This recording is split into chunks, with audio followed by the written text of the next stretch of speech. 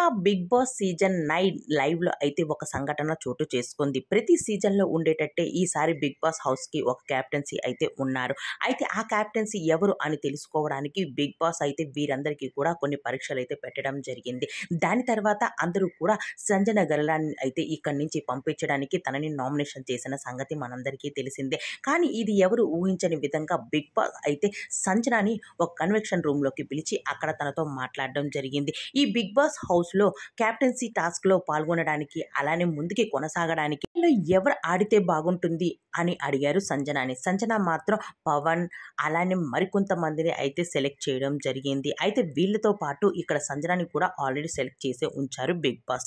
మరి big boss select చేసిన తర్వాత సంజన కూడా వీళ్ళతో ఆడడం. బిగ్ బాస్ ఇచ్చిన టాస్క్ ఏంటి అంటే రోప్ అండ్ రాడ్. అయితే ఈ టాస్క్ లో మాత్రం సంజన గెలిచినట్టు కనిపిస్తూ ఉంది భరణి గారి సహాయంతో. మరి సంజన అయితే నామినేషన్ నుంచి తప్పించుకున్నట్టే ఈ వీక్.